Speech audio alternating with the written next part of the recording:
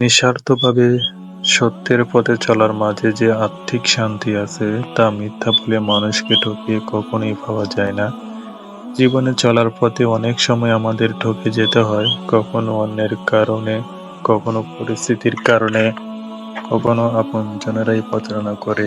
তখন যে কষ্টটা হৃদয়ে বয়ে যায় তার তুলনা নেই। বিশেষ বঙ্গের যন্ত্রণা সবচেয়ে গভীর, কারণ তা শুধু মুহূর্তের জন্য নয়, বরং দীর্ঘ সময় মনকে আঘাত দিয়ে যায়। তবে যারা সত্যের পথে থাকে তারা একসময় সব প্রতিকূলতা জয় করতে পারে, বারবার হারিয়ে গিয়েও একদিন ঘুরে দাঁড়ানোর শক্তি পায়। কিন্তু যে ব্যক্তি অন্যকে ঠকায় সে হয়তো সাময়িক লাভবান হয়, কিন্তু নিজের আত্মাকে ধোঁকা দেয়। তার ভিতরে শান্তি একসময় হারিয়ে যায় এবং নিজের কাছে নিজেকে স্বচ্ছ মনে হয় না। মিথ্যা বলে মানুষকে ঠকানো সহজ, কিন্তু যখন সত্য প্রকাশ পায় তখন সেই মানুষটির সামনে দাঁড়ানোরও সাহস থাকে না।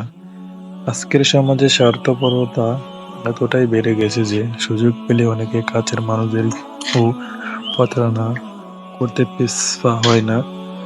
অনেকে নিজেদের লোভ আর স্বার্থের মোহে এতটাই অন্ধ হয়ে যায় যে কোন কাজটি সঠিক আর কোনটি ভুল তারা নিজেরাই বুঝতে পারে না। তাই এ যুগে চলতে গেলে শুধু বিশ্বাস করলেই হবে না, হতে হবে বুদ্ধিমান ও সতর্ক। প্রতিটি পদক্ষেপ হিসেব করে ফেলতে হবে, কারণ বিশ্বস্ততার মুখোশের আড়ালে অনেকেই ভিন্ন চেহারা লুকিয়ে রাখে। সঠিক পথে থেকে সতর্কভাবে চললে আমরা আমাদের আত্মমর্যাদা ও সম্মান বজায় রাখতে পারব।